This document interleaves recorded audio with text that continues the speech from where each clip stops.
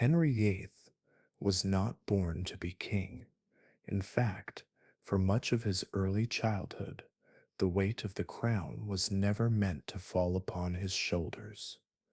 That burden belonged to his elder brother, Arthur, Prince of Wales, who from birth was groomed to rule. Henry, the second son of Henry VII and Elizabeth of York, was given a different path. The Church, he was educated to be a scholar, a patron of learning, and perhaps even a cardinal one day. His tutors trained him in Latin, theology, music, and languages, expecting him to serve God and his family's dynasty in ways other than the throne. But fate intervened. In 1502, tragedy struck when Prince Arthur, barely 15 years old, died suddenly after only a few months of marriage to Catherine of Aragon, the Spanish princess who had come to England to unite two powerful kingdoms. Arthur's death left young Henry, just 10 years old, as the unexpected heir to the throne. The boy's life changed overnight. No longer a second son destined for the church, he was now the prince upon whom England's future depended. Henry's father, Henry VII, was a cautious and calculating man, deeply scarred by the violence of the civil wars that had won him the crown. He kept young Henry under close watch, rarely allowing him to appear in public and surrounding him with tutors and courtiers who could shape him into the monarch he might one day become. Henry grew up in the shadow of a father who valued control above affection. He was trained to be obedient, disciplined, and prepared for responsibility, though at heart he was a boy bursting with energy, charm, and curiosity. When Henry VII died in April 1509, the transition was sudden. At just 18 years old, Henry VIII became King of England.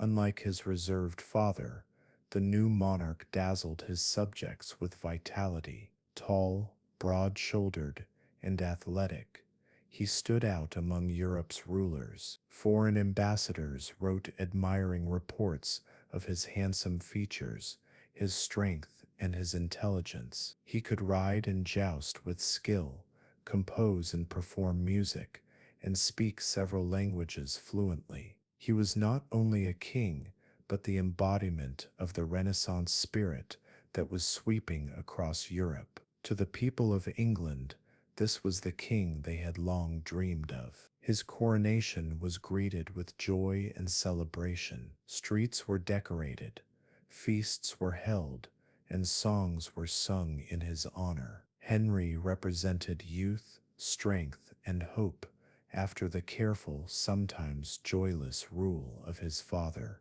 Where Henry VII had been cautious and suspicious, Henry VIII appeared generous, bold, and full of promise. He remitted some of the harsh fines his father had imposed, earning the goodwill of nobles and commoners alike. For the first time in years, the people felt as though the kingdom was in the hands of a monarch who cared not only for power, but also for glory and magnificence. One of his first acts as king was to marry Catherine of Aragon, the widow of his late brother Arthur. Their union symbolized continuity and alliance, tying England to Spain, one of Europe's greatest powers. The wedding was celebrated with immense grandeur, and for a time the couple appeared deeply devoted to one another. To the English people, this marriage promised stability and strength, ensuring that Henry's reign would begin with blessings both political and personal.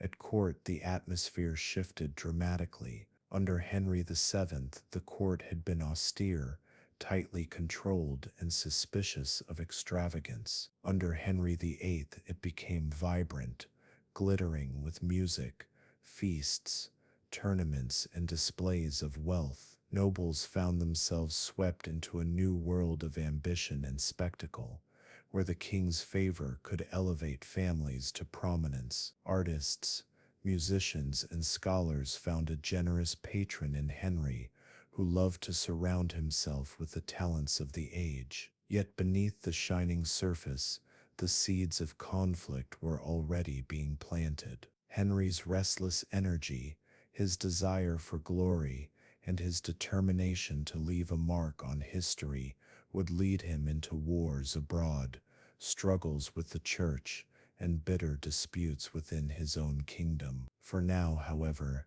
in the early years of his reign, Henry appeared to his subjects as the very model of a Renaissance king, young, powerful, learned, and full of promise. Life in England felt charged with new energy. Peasants continued to plow their fields and craftsmen worked at their trades, but now they spoke of a king who seemed larger than life. He was not distant and shadowed like his father, but radiant, visible, and inspiring. His reign had only just begun, but already people imagined the greatness that might lie ahead. Few could know that behind his charm and brilliance lay a will so fierce, and an ambition so unyielding, that it would one day change England forever.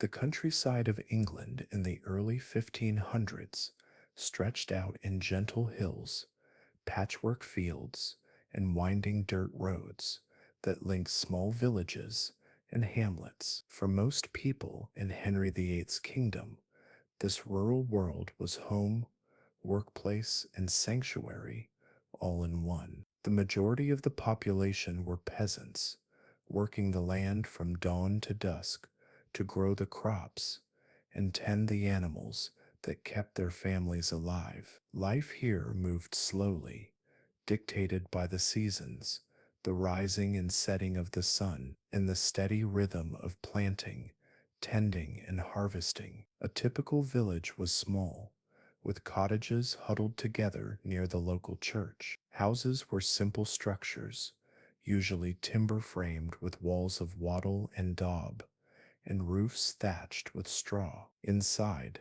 life was centered around a single main room, with a hearth that provided warmth and a place to cook. Furniture was minimal, rough benches and wooden tables, but the home was alive with family, animals, and the sounds of daily work. Chickens scratched for food in the dirt floor, while pigs and cows roamed nearby. Life was communal.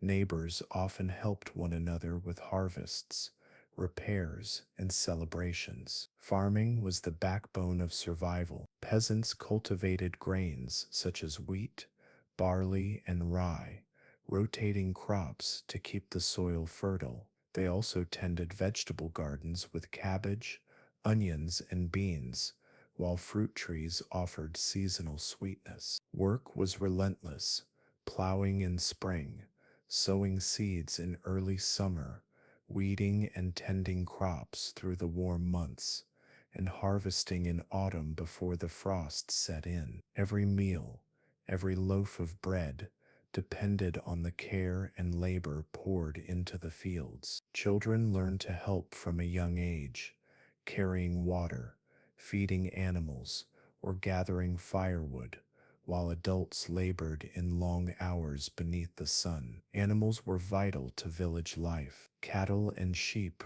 provided milk, meat, wool, and leather, while oxen helped plow the heavy earth. Horses carried goods to market and occasionally pulled carts to transport families or supplies. Villagers understood that their well-being depended on careful care of these creatures, and every animal had its place in the delicate balance of rural life. Religion permeated every corner of the countryside. The local church was more than a building, it was the heart of the village. Bells tolled daily for prayer, marking the hours and reminding villagers of God's presence. Sundays were sacred, and festivals and holy days punctuated the year with feasts, games, and communal gatherings. The monks and priests were figures of authority, offering guidance, education, and relief in times of sickness or famine. Pilgrimages to distant shrines were rare,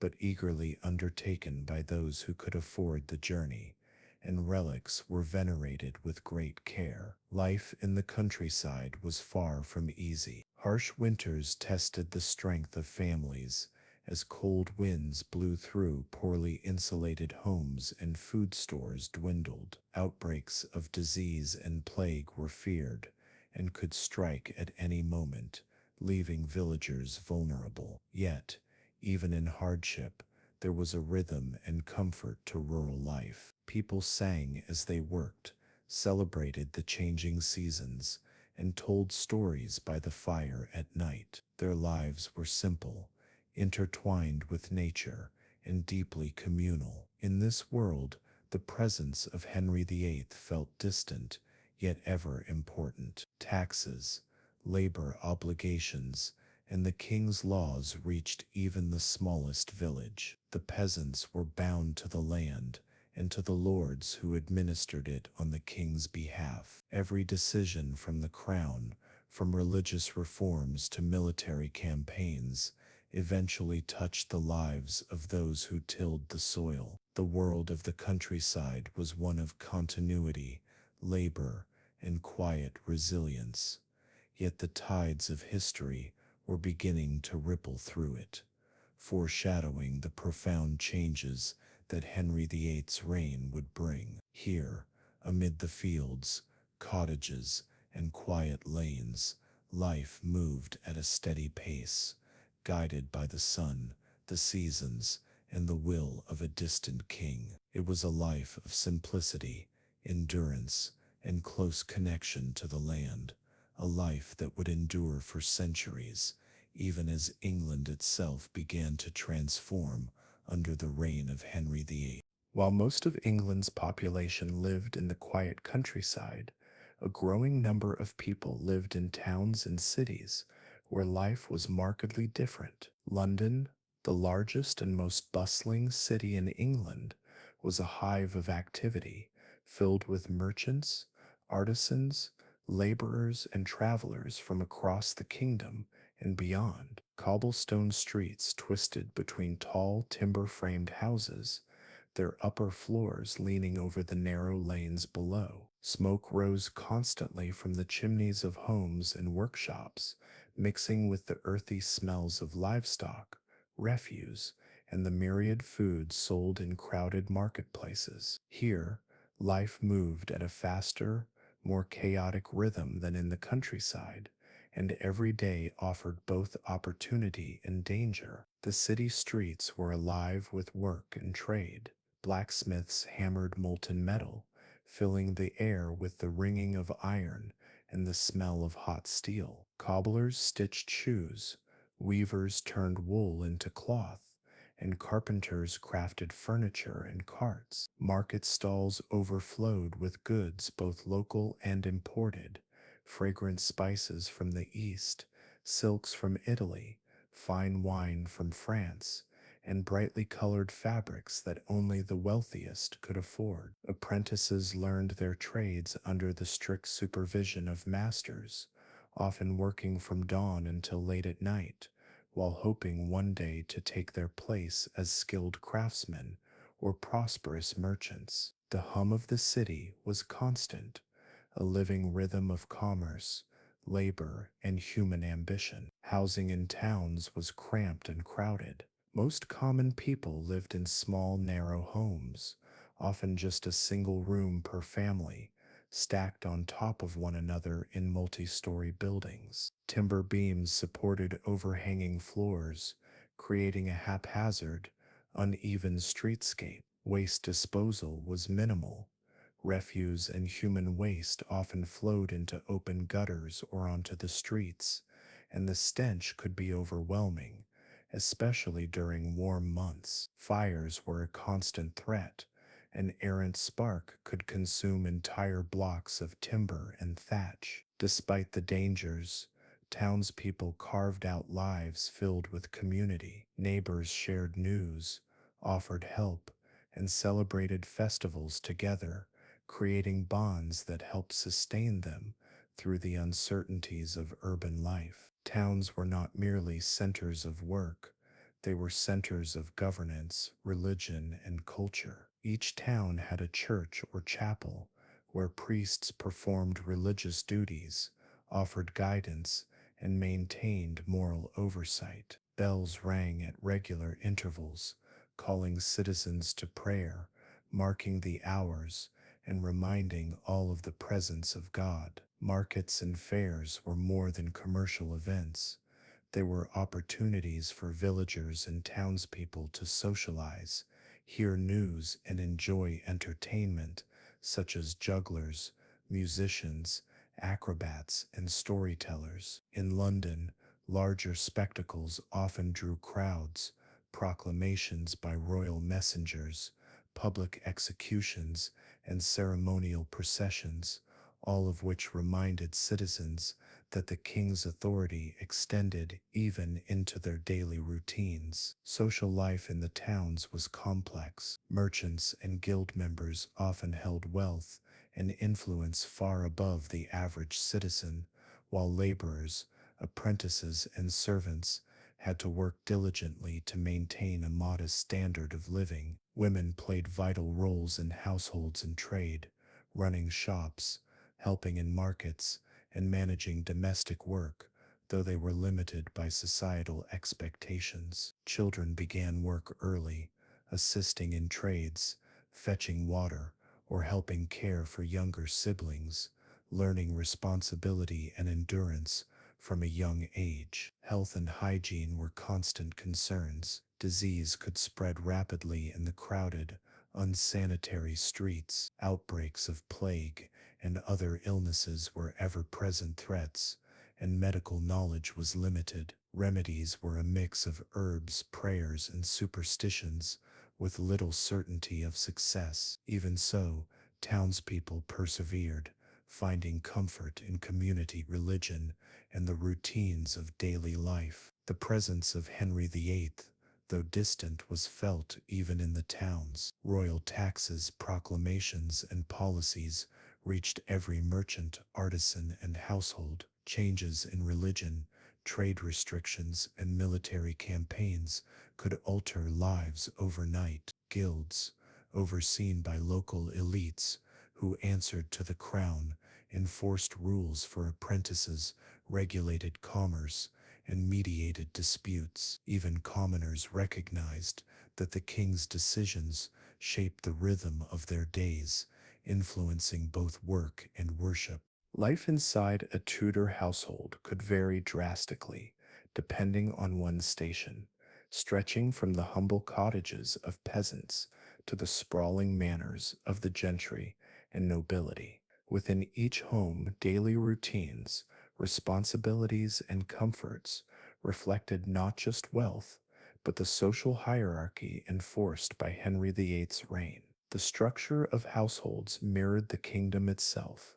Order, obedience, and hierarchy were paramount, and the roles of every individual were strictly defined. In peasant homes, life was focused on survival. Families often lived in a single-room dwelling, with walls made of wattle and daub, and thatched roofs that offered minimal protection from the harsh English weather. The hearth was the heart of the home, providing warmth, a place to cook, and a central gathering point for the family. Meals were simple: porridge, bread, and seasonal vegetables, with meat reserved for special occasions. Children worked alongside adults, fetching water, tending animals, or helping in the small kitchen garden, learning essential skills for adulthood. Life was laborious, repetitive, and dictated by the seasons, yet family bonds and shared effort created a sense of unity and purpose. Moving up the social ladder,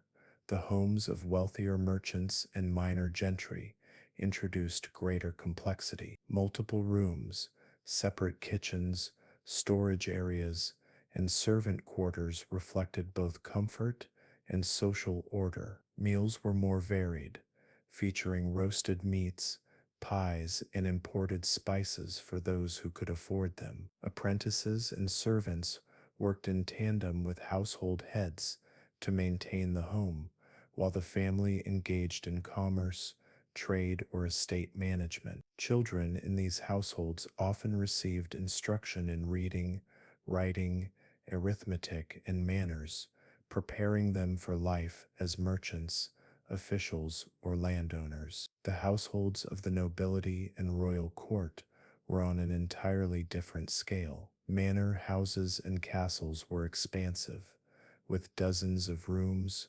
halls, and chambers dedicated to work, leisure, and ceremony. Kitchens were vast, employing teams of cooks, scullions, and bakers, producing meals that could feed hundreds. Elaborate banquets displayed wealth, featuring dishes of roasted swans, peacocks, and exotic spices meant not only for nourishment, but to signal status and influence. Here, servants were abundant, valets, chambermaids, stewards, and tutors each had specific roles, ensuring the household functioned efficiently and reflected the power of its master. Religion was woven tightly into household life across all classes. Peasants prayed before meals, hung religious icons in their homes, and observed church festivals with care. In wealthier homes,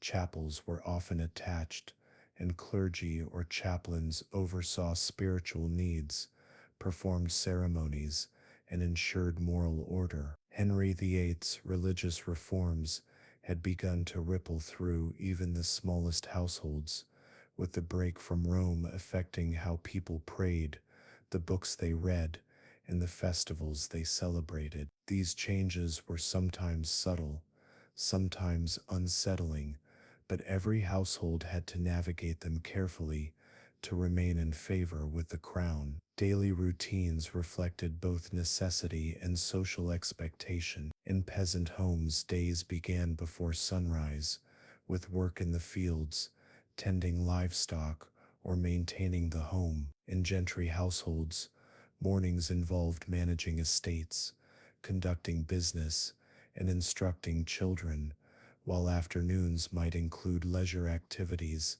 like hunting, hawking, or practicing music. Nobles and courtiers at court navigated a web of etiquette, politics, and ceremony, where appearances were as important as substance. Every household, regardless of size, balanced labor, leisure, and duty, always aware of the wider structures of authority.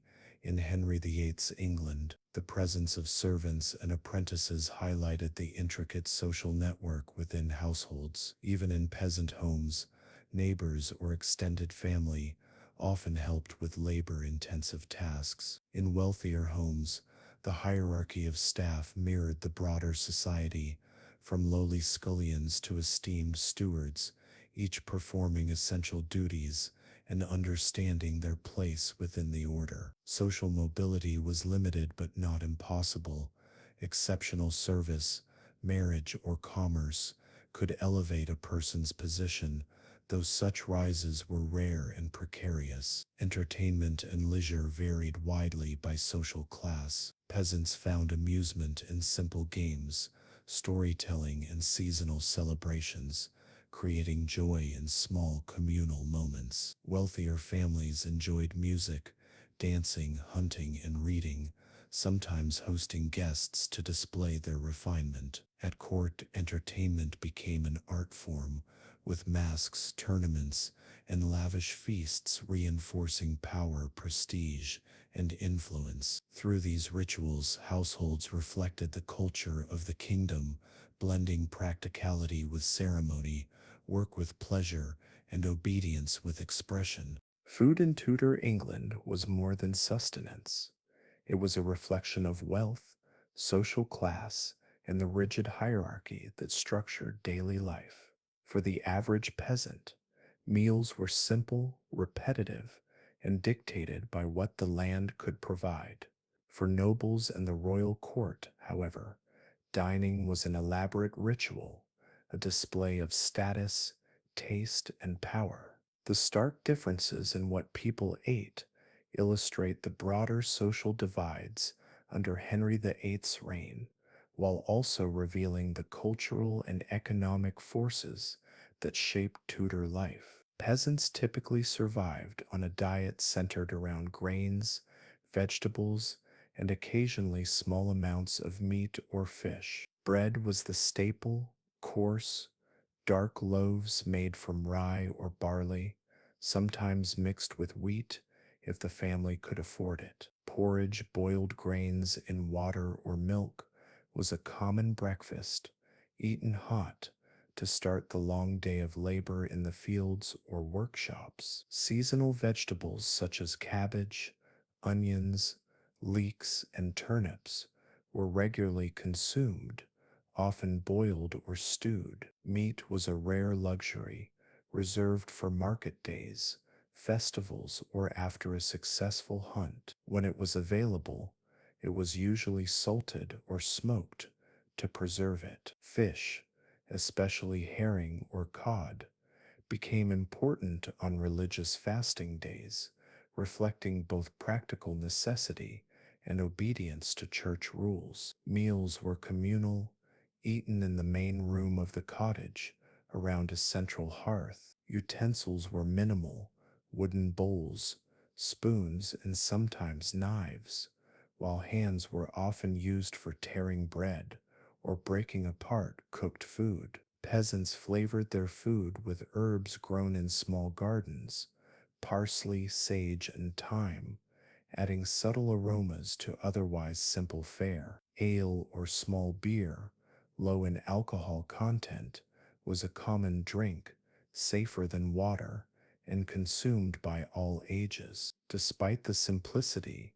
these meals were hearty, providing the energy needed for long hours of labor, and the shared act of eating strengthened family bonds. In contrast, the diet of wealthier households was far more varied and extravagant. The gentry and merchants could afford meat daily, beef, mutton, pork, and poultry, often roasted over open fires or baked in pies. Spices, imported from the East, were used liberally to flavor dishes.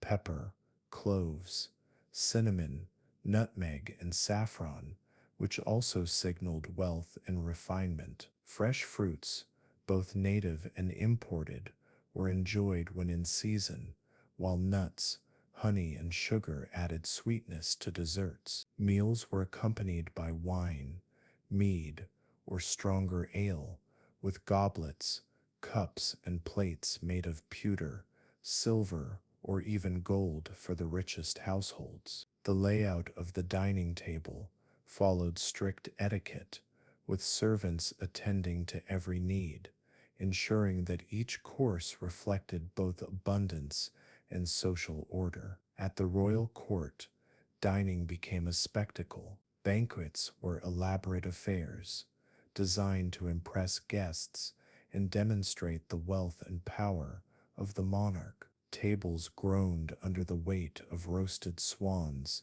peacocks, and even whole deer, often presented with decorative displays, feathers, or gilded accents. Exotic spices and ingredients from distant lands, such as sugar, almonds, and dried fruits, added sophistication and luxury. Courses were numerous, alternating between savory and sweet, with entertainers sometimes performing between servings. Guests were expected to display proper manners, praising the food and showing respect for the host, while courtiers carefully observed each other's behavior, knowing that reputation and favor were as important as the meal itself. Feasting was often tied to special occasions, religious festivals, weddings, political celebrations, or visits from dignitaries. The Feast of St. George,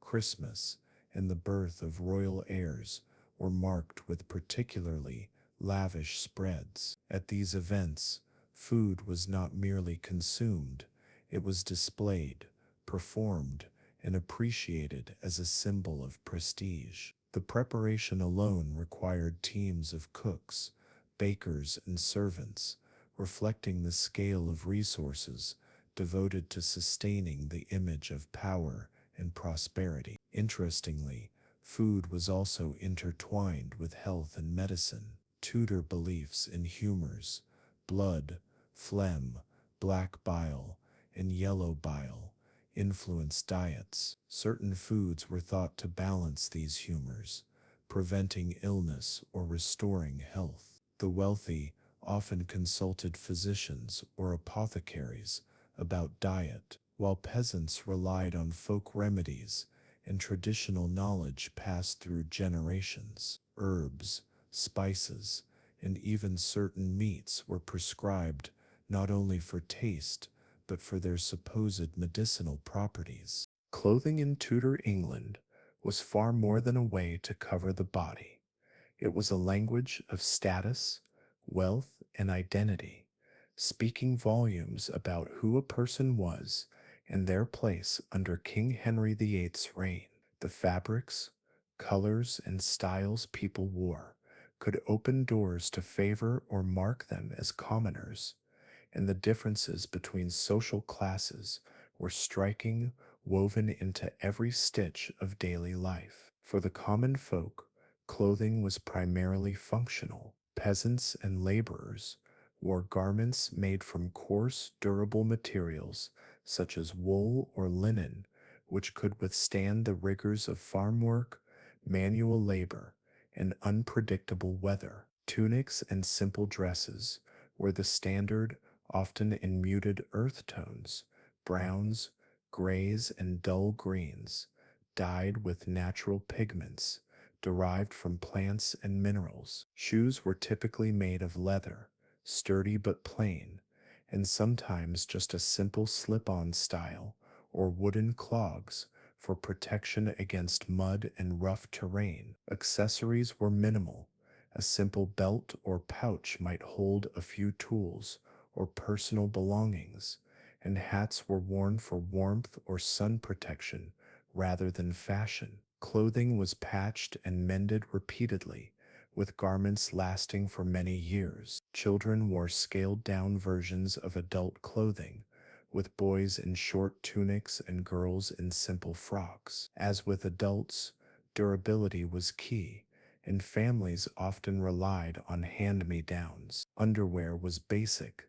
Linen shifts for both men and women served as a barrier between the skin and outer garments, helping to keep clothing clean. Life was harsh, and practicality often outweighed appearance, though the appearance still mattered for communal perception and social expectations. In contrast, the wealthy and the nobility used clothing as a powerful display of status and influence. Fabrics were luxurious, velvet, silk, and fine wool, and garments were layered and embellished with fur, embroidery, and intricate trims. The colors were vivid, often reserved for the elite. Deep blues, rich reds, and vibrant yellows signified both fashion sense and financial power, since bright dyes were expensive and regulated by sumptuary laws. These laws controlled who could wear certain fabrics, furs, and colors, ensuring that only the highest ranks flaunted the most extravagant clothing. A wealthy noble wearing gold-threaded embroidery or ermine fur was immediately recognizable as someone of importance, while a peasant in similar attire could face fines or social scorn. Henry VIII himself was famous for his extravagant wardrobe, which set trends across the court and beyond. The king's clothing was bold, opulent, and intentionally theatrical. Doublets, jerkins, padded sleeves, and voluminous skirts defined his style, paired with fur-lined cloaks and adorned with jewels, chains, and elaborate hats. Portraits of Henry VIII reveal his keen awareness of image: broad shoulders, a commanding stance, and a carefully curated ensemble that projected strength, wealth, and power. His presence alone could set the fashion of the court, as courtiers scrambled to emulate his choices, using clothing to signal loyalty, sophistication, and favor. Court fashion was an arena of competition. Courtiers spent months and even years perfecting their wardrobes, commissioning garments from skilled tailors who specialized in cutting, sewing, and decorating the latest trends. Clothing could be politically significant. A courtier wearing the wrong color, pattern, or style risked offending the king or attracting unwanted attention. The ability to dress appropriately for banquets, ceremonies, and daily court life was not merely a matter of vanity, it was a subtle form of diplomacy, signaling understanding, respect, and alignment with royal authority. Accessories further distinguished social classes. Belts, gloves, and hats varied in style, quality, and embellishment. Jewelry, such as rings, necklaces, and brooches, conveyed wealth and connections, while fans, canes, and elaborate shoes completed the image of refinement. Women of the court wore elaborate gowns with stiffened bodices, farthingales to extend the skirts, and intricately styled hair, sometimes adorned with jewels or delicate veils. These fashions required servants and attendants to maintain, demonstrating not just personal wealth, but also household resources. Despite the differences, clothing also carried practical consideration. Warmth was essential during cold English winters, especially for those without access to the luxurious furs enjoyed by nobles. Layering was common, and both men and women wore several garments at once for insulation. Function and fashion coexisted uneasily.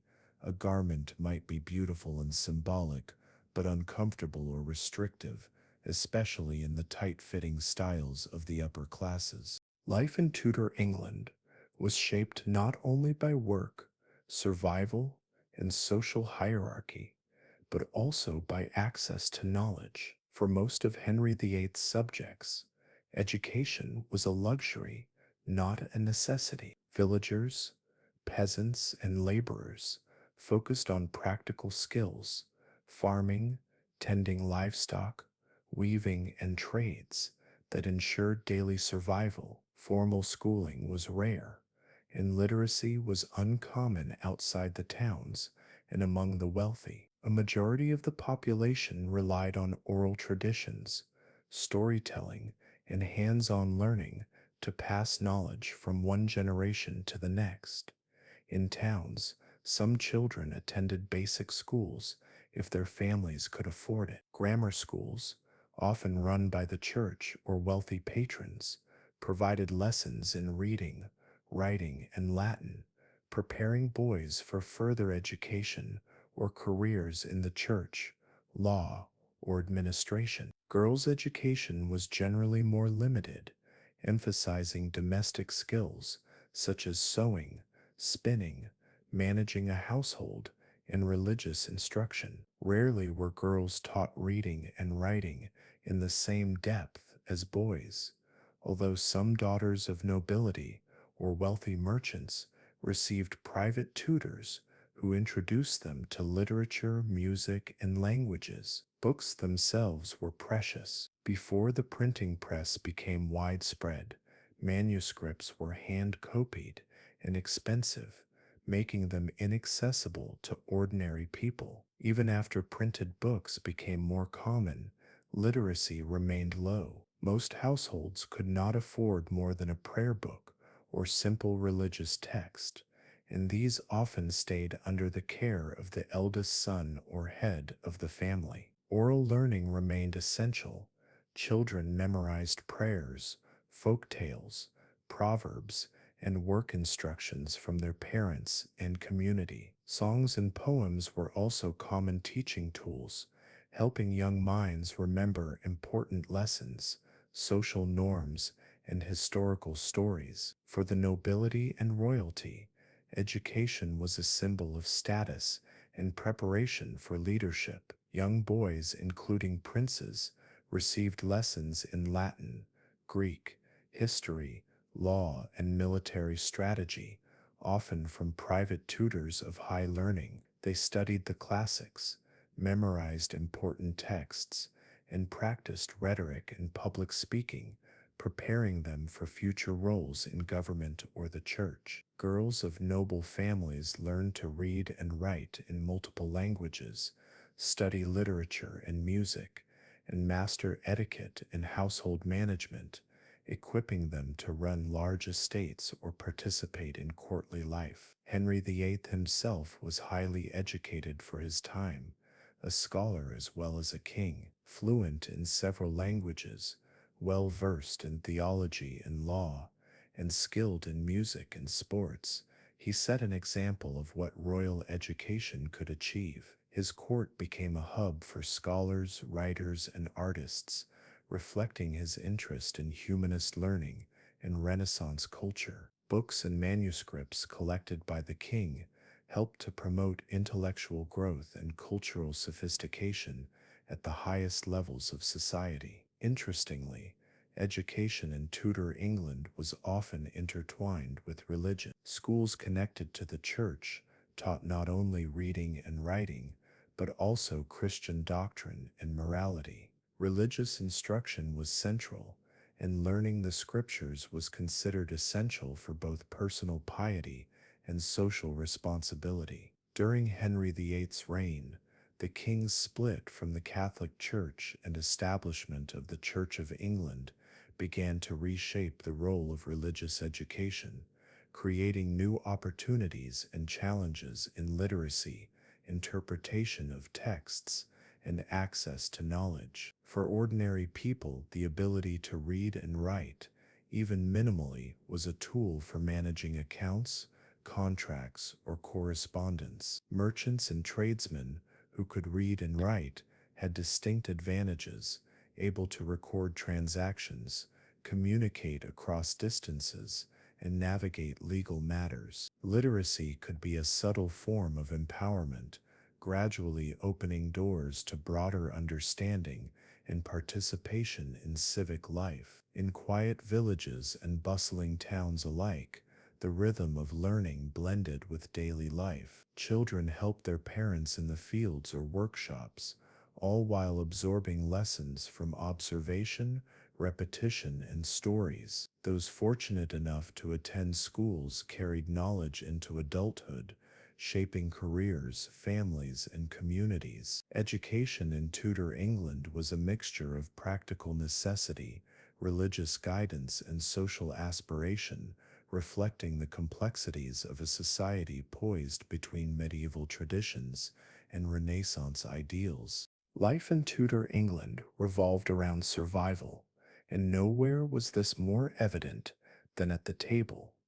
The food people ate reflected their social standing, wealth, and access to resources, as well as the rhythms of the seasons. For most ordinary people, meals were simple and modest, often eaten quickly between work in the fields or workshops. Bread was the cornerstone of every meal, coarse and dark for peasants, finer and whiter for wealthier families. Ale, small beer, and sometimes milk or buttermilk accompanied their food, providing sustenance and hydration. Meat was a luxury for many, reserved for special occasions, with vegetables, legumes, and grains forming the bulk of everyday fare. For those living under the rule of Henry VIII, food was not only nourishment, but also a reflection of society. The peasantry relied on vegetables such as cabbage, onions, leeks, and beans, along with porridge made from oats or barley. Seasonal fruits, apples, pears, plums, and berries were consumed when available, often stewed or baked into simple dishes. Eggs, cheese, and occasional fish from rivers or ponds added protein. Meals were typically cooked over open hearths, with limited seasoning, using herbs, salt, and sometimes vinegar. Sweet treats were rare, as sugar was expensive and mainly imported. In towns and cities, markets were bustling with vendors selling bread, cheese, fresh produce, and salted fish. Local inns provided simple meals for travelers, offering pottage, a thick savory stew made from vegetables, grains, and occasionally meat,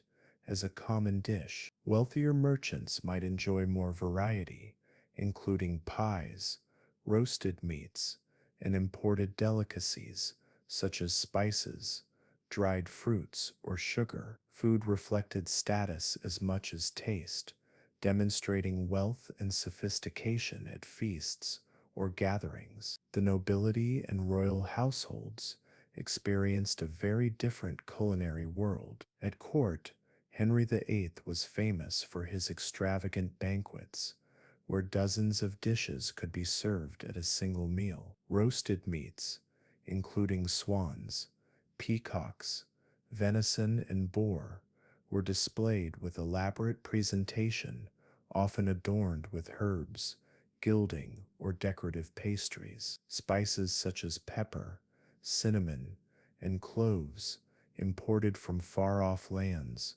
were used liberally to enhance flavor and demonstrate status. Fruit and sweetmeats, as well as sugar, were highly prized, reflecting the global reach of trade and the opulence of the king's court. Meal structure varied depending on class and activity. Peasants typically ate two main meals a day, mid-morning and mid-afternoon, while wealthier families might enjoy three, with lighter snacks in between. Communal dining was common in rural households, with families gathering around large wooden tables or shared benches. Meals were often eaten with fingers or simple utensils, as knives, spoons, and forks were limited to the wealthier classes. Plates and bowls were commonly made of wood, pottery, or pewter, while the nobility might use fine ceramics or even gold and silver dishes. Food in Tudor England was deeply connected to the calendar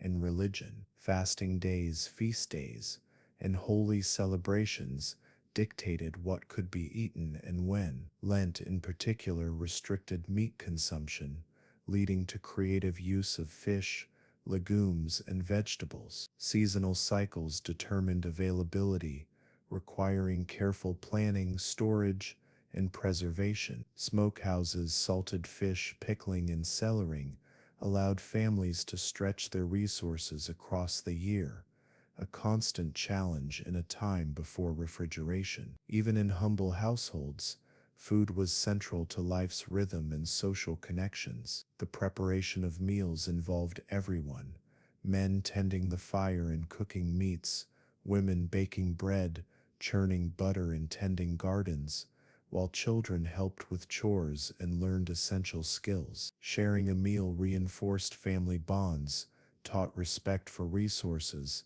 and provided a moment of rest and comfort in otherwise labor-intensive days. For the people of Tudor England, what they ate, how they cooked, and how they shared their meals was a reflection of survival, social hierarchy, and cultural identity. Under Henry VIII's rule, food became both a practical necessity and a tool of display, from peasant hearths to the king's grand banquets, illustrating the vast contrasts in wealth, power, and daily life across the kingdom. Clothing in Tudor England was more than mere protection from the elements. It was a symbol of status, identity, and wealth. Under the reign of Henry VIII, what one wore could reflect their place in society, their occupation, and even their loyalties. For the average peasant, clothing was simple, practical, and often homemade. Fabrics were coarse, usually wool or linen, dyed in muted shades that could endure hard labor and frequent washing. Men wore tunics, simple shirts, and hose or trousers, while women donned long gowns with aprons, coifs, and basic head coverings to keep hair tidy and clean. Footwear was sturdy but plain, typically leather shoes or boots, and accessories were minimal, often limited to belts or small pouches. For the working class, clothing had to withstand daily toil. Wool provided warmth and durability, while linen was favored for undergarments because it was softer and easier to launder. Layers were essential in colder months, and homespun garments were patched or repurposed to extend their life. Color choices were often determined by what was affordable. Dyed fabrics were more costly, so peasants frequently wore natural shades of brown, gray, or dull green. Children wore scaled down versions of adult garments, learning from a young age what was functional and modest. In contrast, wealthier merchants and the gentry displayed their prosperity through elaborate clothing, which followed trends set at court. Fine wool, silk, velvet, and satin were dyed in vibrant hues. Reds, blues, and golds symbolized wealth and influence. Men wore doublets, hose, and gowns adorned with embroidery, fur, or decorative buttons, while women's dresses featured fitted bodices, wide skirts, and rich fabrics layered over underskirts or farthingales. Jewelry, including rings, necklaces, and brooches, served as additional markers of status, often incorporating precious metals and gems. At the very top of society, Henry VIII and his court epitomized extravagance in fashion. The king's wardrobe was legendary, containing thousands of garments in every imaginable color, adorned with fur, velvet, and jewels. Courtly attire was designed to impress and intimidate, using padded shoulders, elaborate sleeves, and rich fabrics to display power and wealth. Nobles followed suit, competing to wear the most fashionable or opulent outfits, sometimes even incurring debt to maintain appearances. Hats, caps, and headdresses were highly stylized, and women's hair was often covered with veils or adorned with jewels, reflecting the era's modesty standards and fashion sensibilities. Clothing was regulated by sumptuary laws, which dictated what individuals could wear based on social rank. These laws ensured that peasants could not dress like nobles, and that merchants did not outshine the aristocracy. Breaking these rules could result in fines or public embarrassment, reinforcing social hierarchies and the visible distinction between classes. Beyond social status, clothing also had practical and symbolic functions. Armor was essential for soldiers, knights, and the king's bodyguards, designed to protect while conveying authority. Mourning attire signified grief and respect for the deceased, and festive garments were reserved for celebrations or religious occasions. Colors, cuts, and fabrics often conveyed messages, creating a visual language understood by all. For the ordinary people of Tudor England, clothing was primarily functional, though it could also express modest pride or personal taste. For the elite, fashion was both a tool of power and a form of entertainment, with trends and extravagant displays shaping court life. Across all classes, clothing reflected the intricate balance of practicality, wealth, and social structure, illustrating how deeply the material world was intertwined with identity and status in Henry VIII's kingdom. Life in Tudor England was shaped profoundly by where people lived, and the contrast between the rich and poor could not have been more stark. For the majority of people, the peasants, laborers, and small-scale farmers, homes were humble, functional, and often cramped. Most villagers lived in cottages made of wattle and daub, a mixture of woven wooden strips plastered with mud or clay. The roofs were thatched with straw or reeds, carefully layered to shed rain, though leaks were common during storms. Inside, smoke from the central hearth curled through the low-ceilinged room, finding its way out through a small hole in the roof or through the open door. Chimneys were a luxury reserved for wealthier homes, so smoke would cling to the walls and ceiling, leaving a dark residue over time. The hearth was the center of life. It provided warmth during long, cold winters, a place to cook food, and a gathering spot where families shared stories, sang songs, and worked together on daily tasks. Most cottages consisted of a single room where the entire family lived, ate, and slept. Straw-stuffed mattresses, simple wooden beds, or even mats on the floor were common sleeping arrangements. Privacy was nearly non-existent, and families of 6 or more would sleep close together, huddling for warmth and comfort. Floors were often bare earth, sometimes layered with rushes or straw to make them more comfortable and to deter insects, a practice renewed several times a year. Possessions were few. Peasant families owned only what was necessary: cooking pots, wooden utensils, simple furniture like benches, stools, and a small table. Every item had multiple uses and was maintained carefully, as replacements were difficult to obtain. Clothing was practical, often homemade, and patched repeatedly until it was no longer wearable. Bedding, tools, and even kitchen implements were considered valuable, passed down from one generation to the next. Despite their scarcity, these homes were full of life.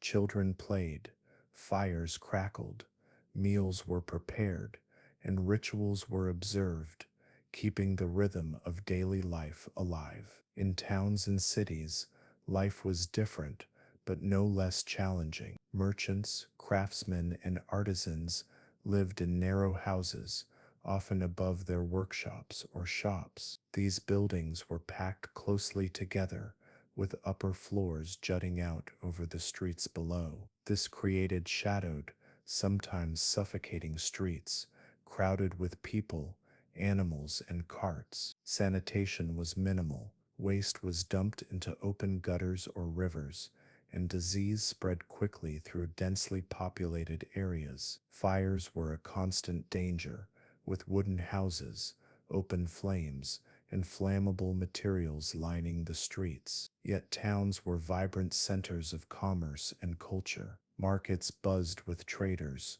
streets echoed with the sounds of hammers and voices, and taverns offered spaces for social gatherings and rest. For those who lived here, every day was a mix of danger, work, and opportunity. The lives of the wealthy and noble were an entirely different experience. Manor houses and estates were constructed of stone or brick, often surrounded by gardens, walls, and even moats for protection. Inside, rooms were large, well lit by glass windows, and decorated with tapestries, rugs, and furniture that showcased wealth and status. Fireplaces warmed entire halls, and kitchens were bustling with cooks preparing meals for the household and their guests. Noble homes could include private chapels for worship, libraries stocked with books and manuscripts, and chambers for entertaining. Servants and laborers managed the daily chores, from cleaning and cooking to tending gardens and stables, freeing the family to focus on leisure, education, and social obligations. Sanitation and hygiene were concerns for all social classes, though wealthier families had certain advantages. Most people bathed infrequently, and water came from rivers, wells, or rain collection. Clothes were brushed and aired to maintain cleanliness, as regular washing was difficult. Diseases such as plague, smallpox, and dysentery were ever-present threats, and homes, whether modest cottages or grand estates, could never fully shield residents from illness. Despite these dangers, families adapted, creating routines, traditions, and a sense of community that provided structure, comfort, and resilience. Food in Tudor England was more than sustenance. It was a reflection of wealth, social status, and the rhythms of daily life. For ordinary people, meals were simple, functional, and often repetitive, while the nobility enjoyed elaborate feasts designed to impress, celebrate, and display power. Peasants and laborers typically ate 2 or 3 meals a day, depending on the season and availability of food. Breakfast was often the smallest meal, sometimes just bread and cheese or leftovers from the previous evening. Lunch, taken midday during breaks from work in the fields, might include pottage, a thick stew made of vegetables, grains, and occasionally meat or fish. Pottage was cooked slowly over a fire in large cauldrons, with each family adding whatever ingredients were available. Barley, oats, beans, and root vegetables like carrots and turnips were common staples, while herbs, such as parsley and thyme, added flavor when possible. Meat was a rarity for peasants, usually reserved for special occasions, as livestock were more valuable alive for milk, eggs, or work. Bread was central to the diet. The type of bread varied according to social status. Peasants often ate coarse, dark bread made from rye or barley, sometimes mixed with acorns or chestnut flour when grain was scarce. Wealthier townspeople and nobles consumed fine white bread made from wheat, often shaped into elaborate forms for presentation. Bread was so important that it was sometimes used as a plate, a practice known as trencher bread, where thick slices were laid on the table to hold food and were eaten once the meal was finished. Dairy products played a vital role in everyday diets. Milk, cheese, and butter were consumed by all, though the quality and richness differed between social classes. Peasant families made cheese from cow, goat, or sheep milk, which could be stored longer and eaten during winter months when fresh milk was scarce. Butter was used sparingly by the poor, but more liberally by those who could afford it. Eggs were valuable as a source of protein and were incorporated into stews, pastries, or eaten boiled. In towns and cities, diets were slightly more varied. Marketplaces offered a greater selection of vegetables, fruits, and occasionally imported spices like pepper, cinnamon, and nutmeg, which were highly prized. Fish, particularly herring, cod, and eels, was commonly eaten by those living near rivers or the coast, and during religious fast days when eating meat was forbidden. Taverns provided a social space to enjoy bread, ale, and hearty stews, offering respite from long days of labor. Ale, often weaker than modern beers, was a daily staple, safe to drink when water was often contaminated. For the nobility, meals were elaborate affairs, designed to demonstrate wealth, sophistication, and influence. Kitchens in noble households were enormous, staffed by dozens of cooks, kitchen boys, and assistants, working together to prepare multiple courses. A typical feast might include roasted meats, baked pies filled with meat or fruit, and intricate pastries decorated with marzipan or sugared designs. Exotic spices and sugar imported from distant lands added flavor and status to these meals. Food presentation was important.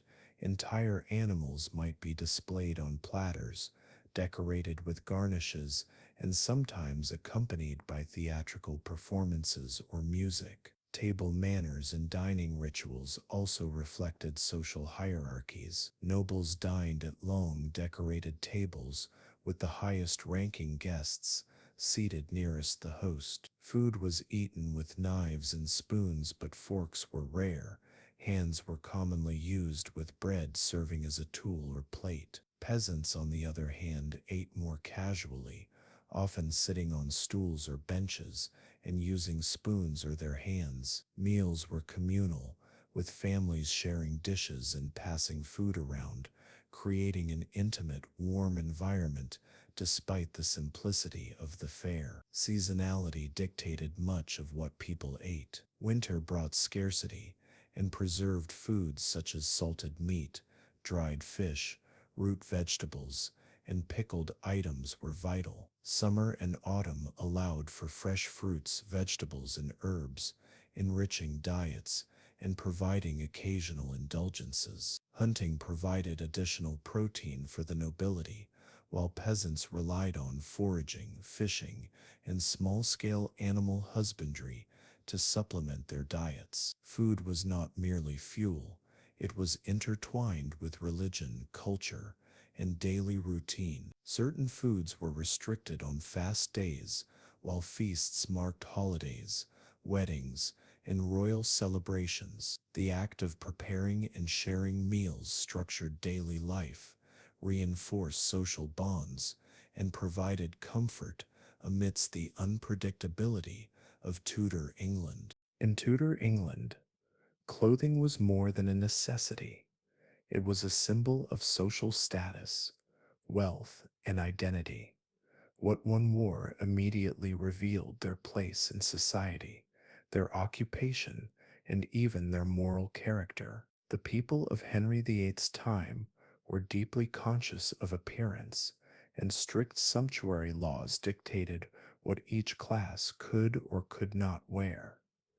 These laws aimed to prevent the lower classes from dressing like the nobility, preserving social hierarchies through fashion. For ordinary peasants, clothing was practical and durable, designed to withstand hard labor and the changing seasons. Most wore garments made of wool or linen, which could be easily repaired and layered for warmth. Men typically wore tunics that reached the knees, with belts to hold tools or pouches. Simple trousers or hose covered their legs, and rough leather shoes protected their feet. Women wore long gowns with aprons and head coverings, which kept their hair clean and modest. Colors were muted and achieved through natural dyes from plants, roots, and insects, giving browns, grays, and dull greens that blended with the countryside. Children's clothing mirrored that of adults,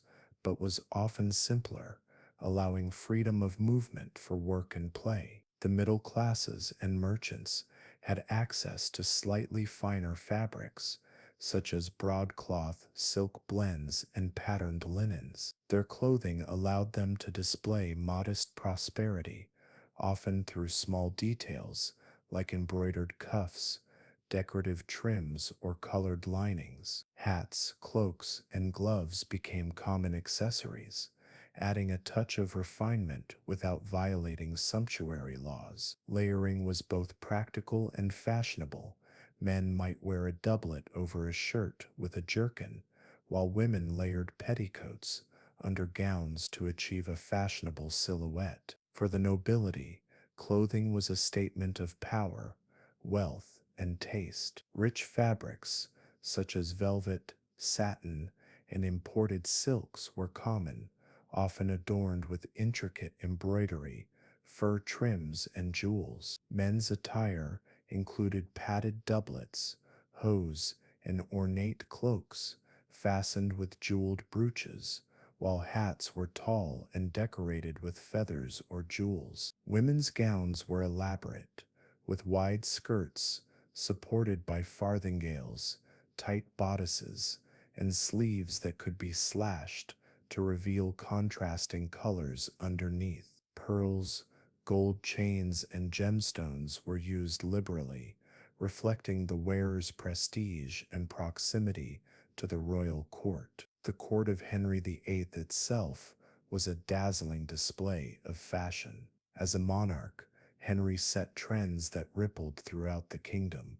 His own wardrobe was legendary, filled with rich fabrics, furs, and jewels, designed to impress visiting dignitaries and subjects alike. courtiers vied to emulate his style, wearing luxurious garments in bright colors and intricate patterns, while also adhering to laws that preserved their social rank. Women's fashion at court evolved rapidly, with elaborate gowns that emphasized wide shoulders and narrow waists, creating a dramatic silhouette that became the height of elegance. Accessories played an important role in both practical and symbolic ways. Belts, bags, and purses held essential items, while hats and head coverings indicated marital status, occupation, or allegiance. Gloves, once purely functional, became fashionable statements,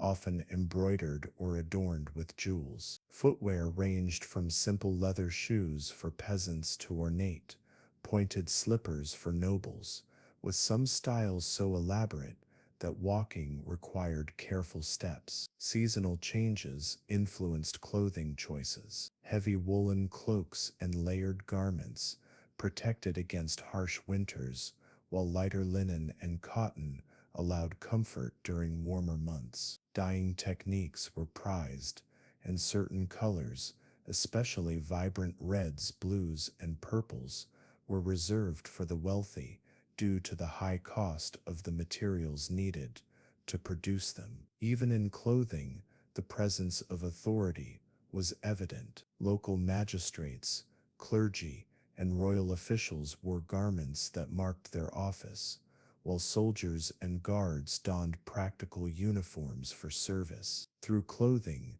people communicated identity, allegiance, and aspiration without uttering a word. Life in Tudor England was marked by contrasts between the practical attire of the humble peasant and the opulent garments of the court, between durability and decoration, modesty and extravagance. Fashion was an ever-present reminder of social hierarchy, yet it also allowed individuals to express personality, creativity, and ambition. In a world governed by strict rules, clothing became a subtle form of self-expression, a reflection of the wearer's place in society, and a testament to the ever-changing tides of taste under Henry VIII's reign.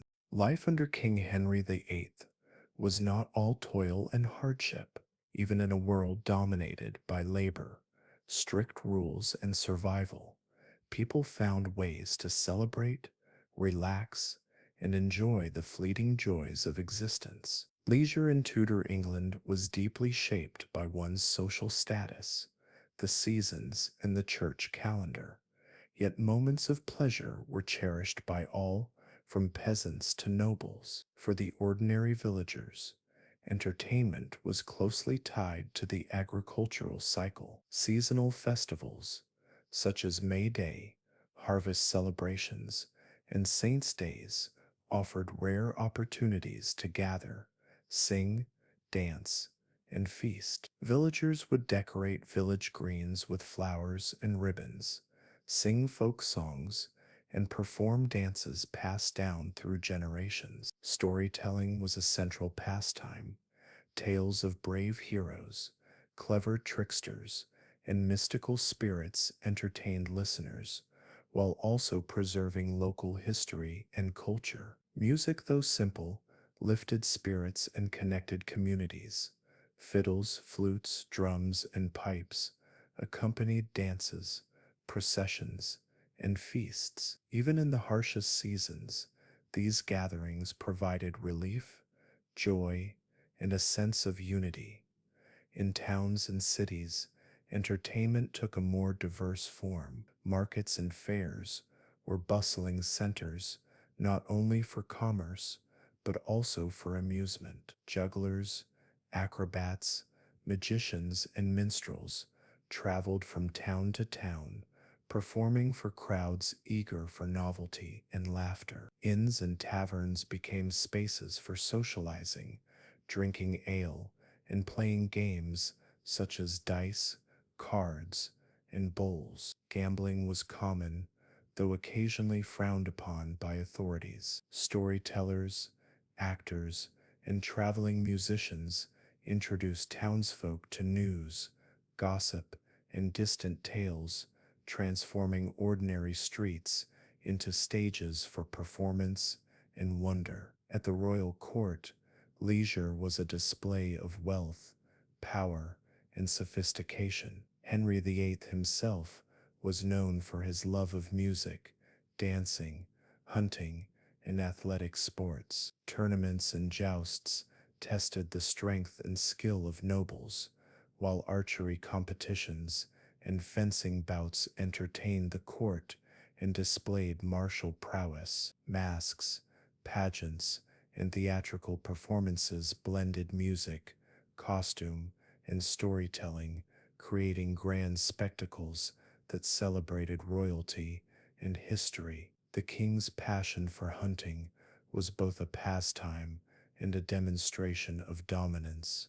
Deer, boar, and other game were pursued in forests, reflecting status, strength, and courage. Music filled the halls of palaces, from intimate lute performances to full choral ensembles, marking ceremonies, feasts, and dances with melody and rhythm. For children, leisure was simpler but no less imaginative. Wooden toys, hoops, balls, dolls, and miniature tools offered amusement. Games like tag, leapfrog, and hide and seek encouraged laughter and movement. Education, where available, included music, dancing, and storytelling, blending learning with enjoyment. For poorer children, play often merged with work.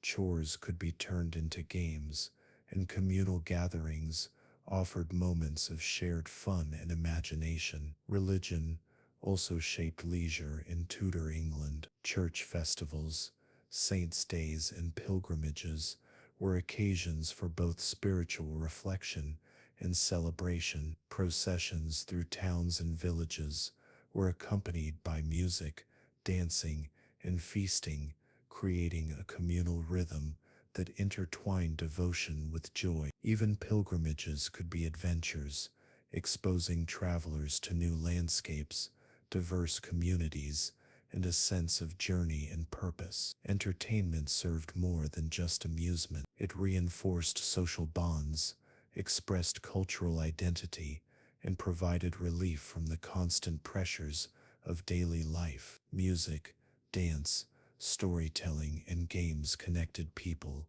across classes and generations, offering comfort and joy in an often unpredictable world. In Henry VIII's England, leisure was a treasured gift, illuminating life with laughter, memory, and shared experience, offering a respite from labor, law, and monarchy. It reminded people that despite hardship and hierarchy, life was to be lived, enjoyed, and remembered. Food in Tudor England was more than sustenance.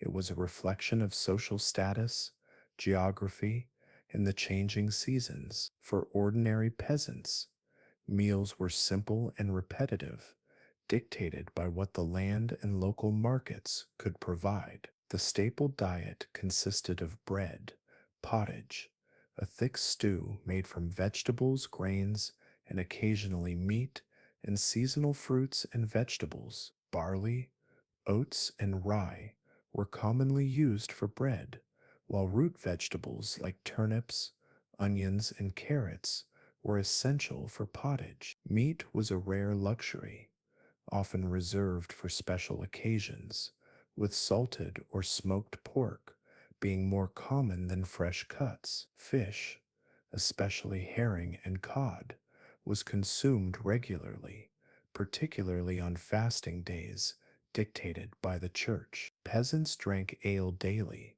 as water was often unsafe, and this fermented beverage provided both nutrition and hydration. Ale was often thick and nutritious, consumed at all ages, including children. Milk, cheese, and eggs were other common sources of protein, though production fluctuated with the seasons. For the wealthier classes, meals were elaborate, featuring multiple courses, exotic spices imported from the East, and meats like venison, beef, and poultry. Spices such as cinnamon, cloves, nutmeg, and pepper were highly prized, not only for flavor, but also as symbols of status and sophistication. The royal court, under Henry VIII, displayed opulence in food like no other. Banquets were grand affairs, with tables overflowing with roasted meats, pastries, fruits, and sweetmeats. Dishes were often presented with intricate garnishes, sometimes resembling ships, animals, or castles, showcasing both wealth and artistry. Guests at court would feast for hours, alternating between entertainment and food. The king himself was known for his hearty appetite, enjoying large meals and an array of wines and ales imported from Europe. Culinary delicacies reflected not only abundance, but also the political power of the monarchy.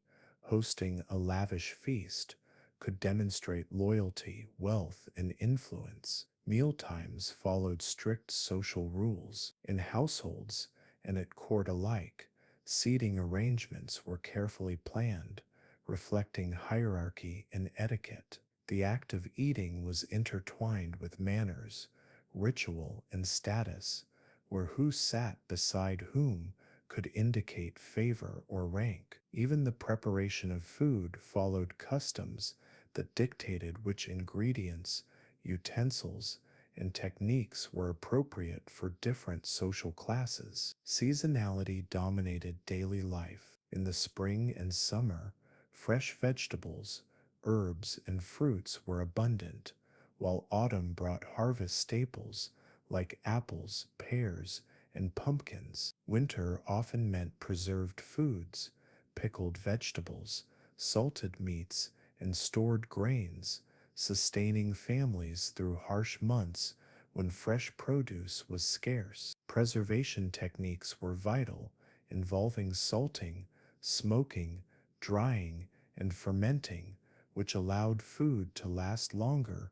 but also shaped flavors and textures in ways modern palates might find unusual. Beverages extended beyond ale and water. Mead, a fermented honey drink, and cider were consumed in some regions. Wealthier households enjoyed imported wines, often brought in from France, Spain, and Germany. These drinks were not merely for pleasure, they were markers of wealth, status, and sophistication. Drinking customs, like toasting to health and loyalty, reinforced social bonds and hierarchies. Food also played a role in religious and cultural practices. Fasting days dictated by the church influenced what could be eaten and when. On holy days, meat was forbidden, leading to creative reliance on fish, legumes, and grains. Feasts celebrated saints' days,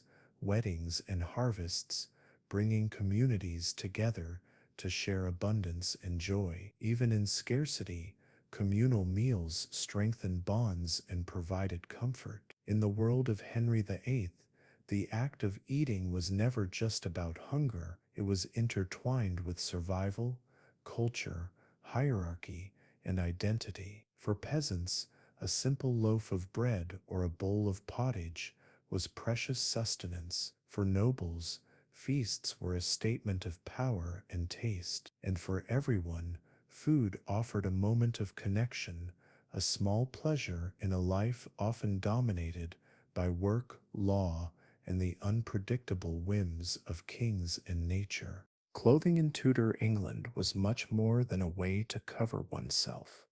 It was a statement of social status, wealth, and identity. For the ordinary people, fashion was simple and practical, shaped by the demands of work, the climate, and limited resources. Peasants typically wore garments made from wool, linen, or rough-spun fabrics, designed to endure the long days of labor in fields or workshops. Men often wore tunics or doublets, belted at the waist, with hose covering their legs, while women wore long gowns layered over chemises, often tied with simple cords or belts. Woolen cloaks kept people warm during cold winters, and sturdy leather shoes were essential for navigating muddy paths and uneven streets. Color was muted for the lower classes, as bright dyes were expensive and mostly reserved for wealthier citizens. For wealthier townsfolk and merchants, clothing became a marker of prosperity. Finer fabrics such as velvet, silk, and high quality wool were sought after, and even middle class families tried to emulate the styles of the elite within the limits of sumptuary laws which regulated what colors and materials people of different ranks could wear. Brightly dyed garments, intricate embroidery, and accessories like belts, hats, and gloves demonstrated refinement, status, and taste. Women might embellish their gowns with decorative trims or delicate lace, while men could display their wealth through jeweled buttons, patterned doublets, and rich cloaks lined with fur. At the royal court of Henry VIII, fashion reached its most extravagant heights. The king himself was renowned for his opulent wardrobe,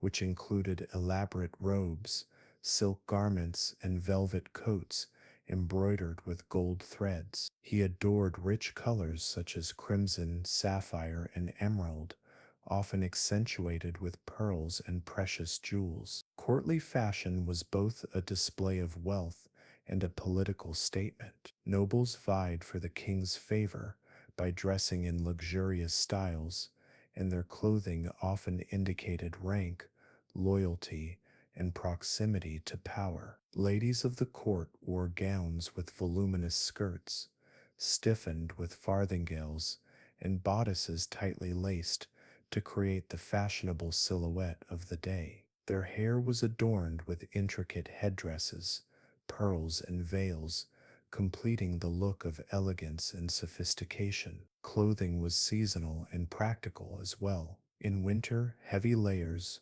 fur trims, and lined garments provided warmth, while summer clothing was lighter, using breathable fabrics to cope with heat and humidity. Dyeing and laundering were labor-intensive, making clean, bright garments a luxury for all but the most privileged. Clothing was mended and repurposed, ensuring that every piece of fabric served a long life. Footwear also reflected social differences.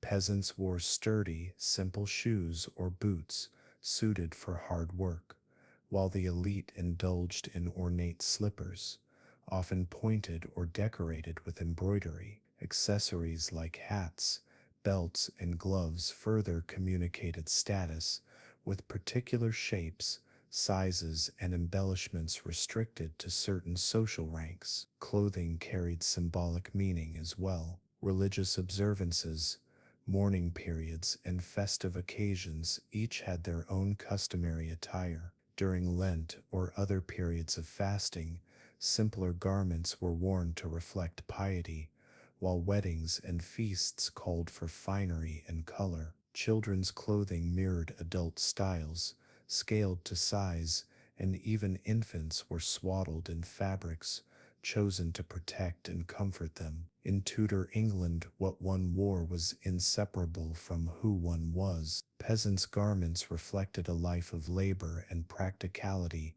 Townsfolk balanced fashion with law and income, and nobles displayed their wealth, ambition, and taste through every stitch and seam. For those living under Henry VIII, clothing was a language of its own, spoken silently through fabrics, colors, and adornments, telling the story of a society defined by hierarchy, identity, and the ever-watchful eye of a powerful king.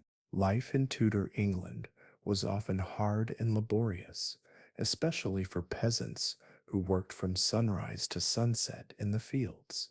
Yet, despite the challenges, people still sought moments of joy, community, and entertainment. Leisure time, though limited, was filled with simple pleasures that brought comfort and relief from daily toil. Music, dancing, storytelling, and games offered a temporary escape, connecting families and neighbors in shared enjoyment.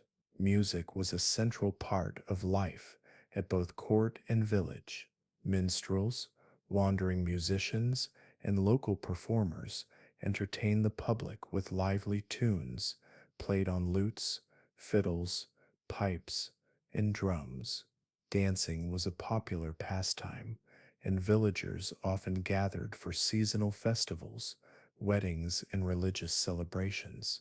They performed country dances, reels, and circle dances, stepping in rhythm to the music and enjoying the communal energy that pulsed through the crowd.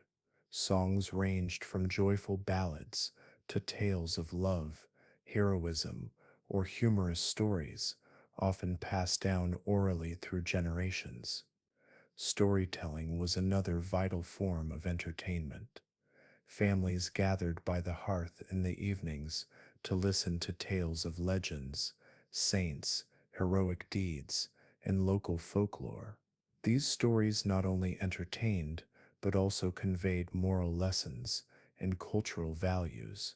For children, fairy tales and folk stories sparked imagination, providing a window into worlds of magic, bravery, and adventure. Games and sports were enjoyed by all ages. Simple pastimes like dice games, board games such as backgammon, and outdoor games like skittles, archery contests, and football brought excitement to village life. Archery, in particular, was encouraged by law as it was considered vital for military readiness, but it also became a popular pastime and social activity. Wrestling, running, and other physical games were common during festivals and gatherings, allowing young and old alike to compete, play, and bond. Hunting and hawking were leisure pursuits primarily enjoyed by the nobility. Henry VIII himself was an avid hunter and falconer, spending hours in forests and parks, tracking deer or flying birds of prey. These activities were not only recreation, but also a demonstration of status, skill, and wealth, with lavish parties and feasts often following successful hunts. The grandeur of courtly entertainments included tournaments, jousts, plays, and masks, where nobles showcased elaborate costumes, performances, and artistic displays that reflected their sophistication and power. Theaters and plays were beginning to emerge as popular entertainment, especially in towns like London. Traveling troupes performed morality plays and comedies, often outdoors in public squares, attracting audiences with humor, drama, and spectacle. These performances offered both amusement and instruction, blending entertainment with social commentary. Puppetry and puppet shows also delighted children and adults, presenting whimsical stories with imaginative characters. Religious festivals and church holidays played a significant role in leisure time. Saints' days, harvest festivals, and holy days were celebrated with music, dancing, feasting, and games. Even the simplest village celebrations provided a sense of community and relief from the constant demands of work. Seasonal changes were marked with rituals, fairs, and ceremonies, allowing people to come together, share stories, and enjoy a momentary break from their routine. For ordinary people, leisure was a brief and treasured part of life, often intertwined with work and tradition. For the wealthy, entertainment could be extravagant, structured, and a reflection of power and prestige. Across all classes, however, these moments of play, music, and storytelling brought color to daily life, creating memories, forging bonds, and providing respite from the harsh realities of living under the reign of Henry VIII. Even in a world governed by rigid hierarchies, religious devotion, and the demands of survival, Tudor England had its laughter, music, and joy. Entertainment and leisure allowed people to experience beauty, excitement, and community, reminding them that life, no matter how challenging, could still be filled with moments worth savoring. In Tudor England, the world of knowledge was very different from what we know today. Education was a privilege, not a right, and access to learning depended largely on one's social class and family wealth.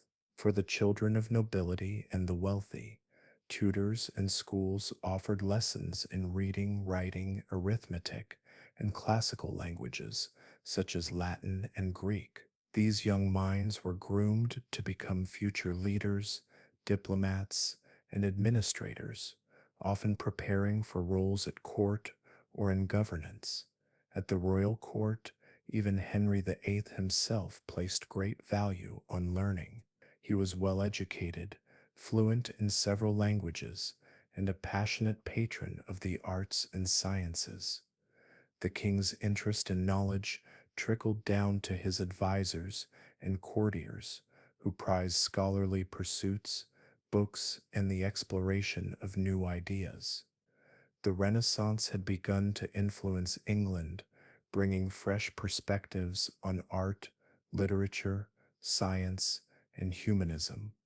Yet these ideas were largely confined to the elite, leaving the majority of the population in a world where practical skills mattered more than academic study. For ordinary children, education was much more limited.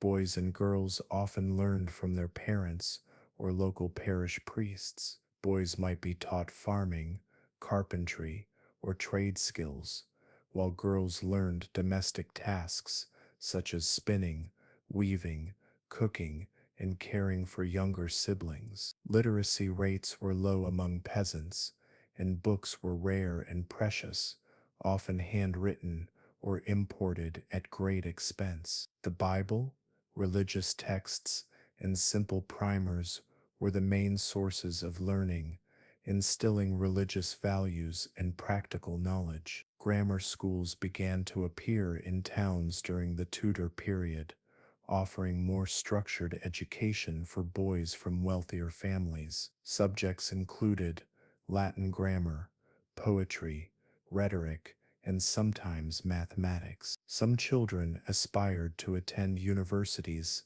such as Oxford or Cambridge, though this was a path reserved for the privileged few. Education for girls, however, remained focused on domestic skills, etiquette, and religious instruction, reflecting the gender expectations of the time. Apprenticeships were another form of learning, especially for children from working-class families. Boys would often start apprenticeships in trades such as blacksmithing, shoemaking, or tailoring around the age of 12. This hands-on training could last for several years, providing practical skills, knowledge of the craft, and eventual independence as a tradesman. Girls could also learn skills like weaving, sewing, or brewing, often within the family home, preparing them to manage households and contribute economically. Religion and education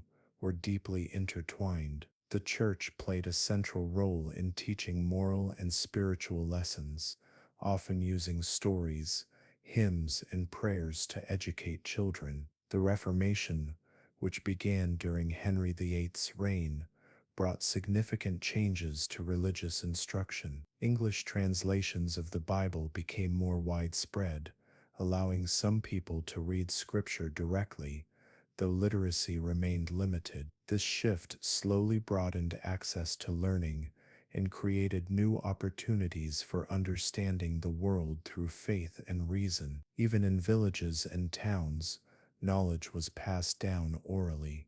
Folk tales, proverbs, and local histories were shared around the hearth or at community gatherings. These lessons reinforced social norms, moral values, and practical survival skills, ensuring that even those without formal schooling learned the wisdom of their elders. Education was not only about reading or writing, it was about understanding the rhythms of daily life, managing the land, and navigating the challenges of a changing kingdom. While education in Tudor England was unequal and often rigid, it played a crucial role in shaping individuals, communities, and the kingdom itself. The thirst for knowledge, whether in the halls of power or among humble villagers, reflected a society beginning to embrace new ideas while holding tightly to tradition. In the shadow of Henry VIII's reign,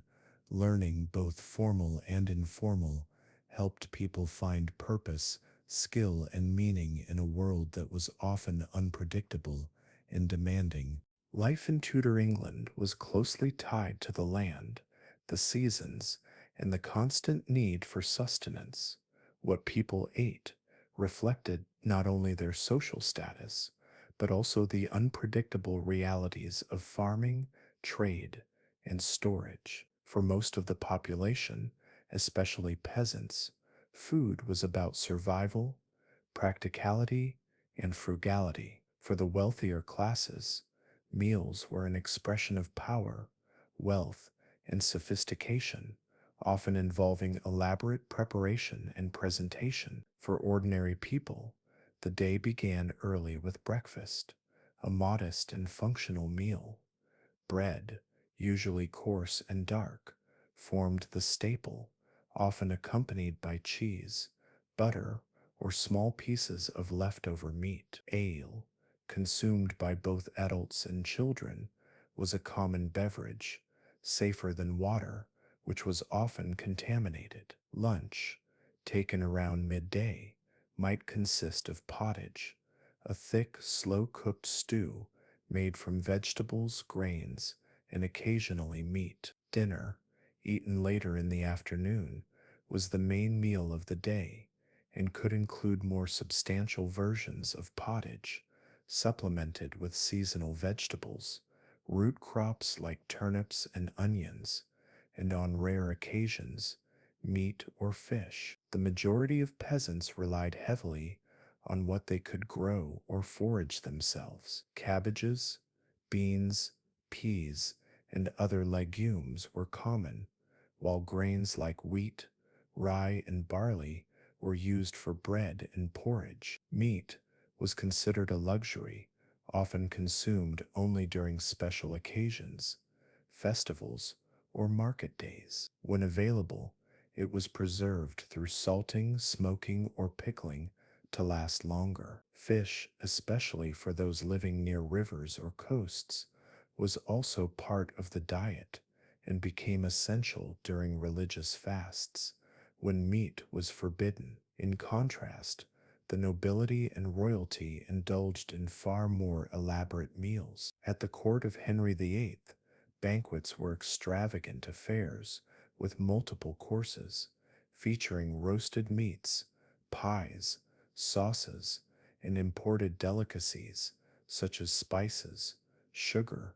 dried fruits, and exotic ingredients. These meals were not only about nourishment, but also a demonstration of status, wealth, and power. The preparation, presentation, and serving of food were ceremonial, with strict rules dictating the order of courses, the arrangement of plates, and who ate with whom. The king's table was a place of politics, diplomacy, and entertainment, reflecting both taste and authority. Food preservation was a constant concern for all social classes. Without refrigeration, families relied on methods like drying, smoking, salting, pickling, and storing in cool, dark spaces. Honey, vinegar, and even wine were used to extend the shelf life of perishable foods. Seasonal changes dictated not only what was available,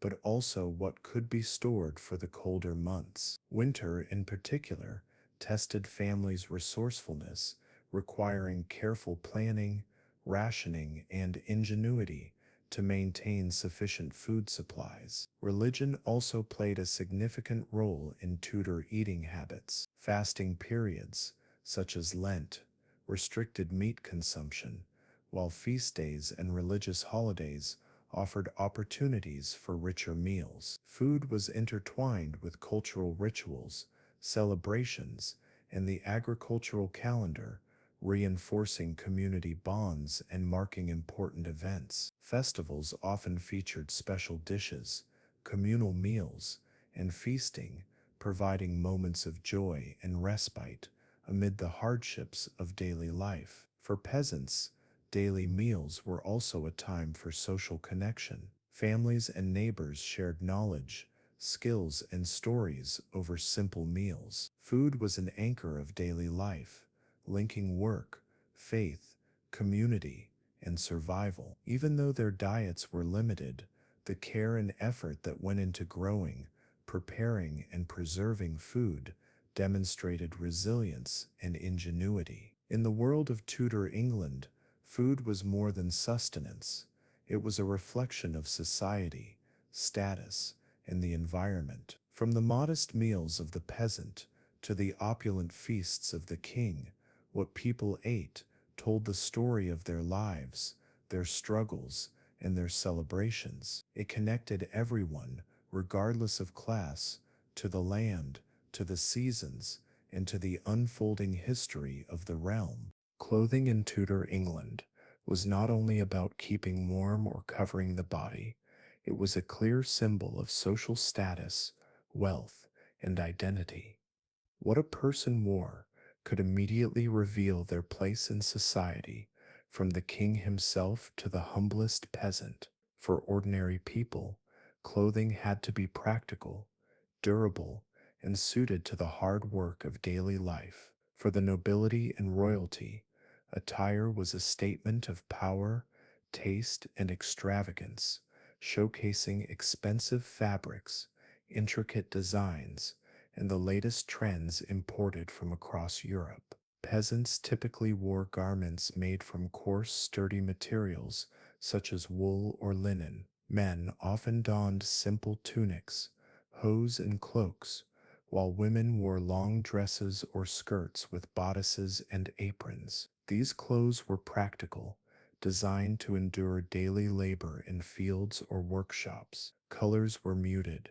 Browns, grays, and dull greens were common, both because bright dyes were expensive and because dirt and wear showed less on darker shades. Children, like their parents, wore small versions of adult clothing, usually passed down through the family, patched and repaired when needed. Footwear for the lower classes was simple, often wooden clogs or leather shoes, made to last but far from comfortable. In stark contrast, the aristocracy and royal court embraced fashion as an art form. Fabrics such as silk, velvet, and satin were highly prized, often imported from Italy, France, or the Low Countries. Richly colored dyes, reds, blues, and purples, signified wealth and social importance, while gold and silver embroidery, fur trimmings, and jewels demonstrated status. Men at court wore elaborate doublets,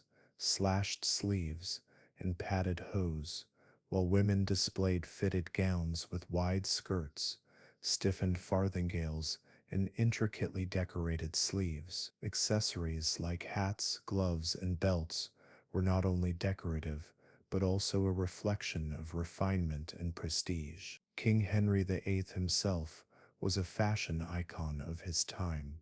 His clothing was legendary for its extravagance and opulence, with outfits adorned with fur, gold thread, and jewels. He used fashion as a tool of power and diplomacy.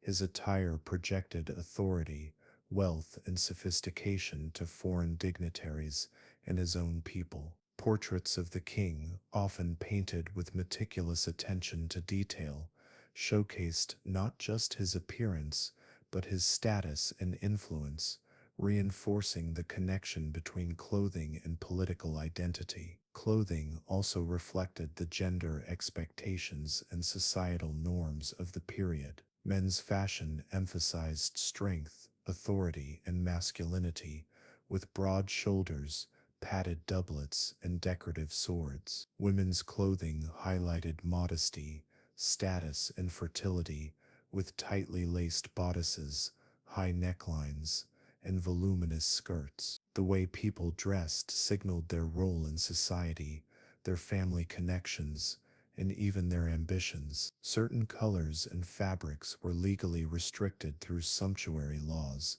which dictated what individuals of different classes could wear, maintaining the visible hierarchy of Tudor England. Everyday life for most people, however, meant practicality over style. Clothes were handmade, often by family members or local tailors, and mended repeatedly to extend their usefulness. Winter clothing required layering, with woolen cloaks, thick stockings, and hoods providing warmth in cold and damp conditions. Even the simplest garments were carefully maintained, showing a resourcefulness born out of necessity. Fashion in Tudor England was therefore both a survival tool and a reflection of identity. While peasants wore clothing for work and comfort, the wealthy displayed their power through elaborate attire, showing the stark divide between social classes. The way people dressed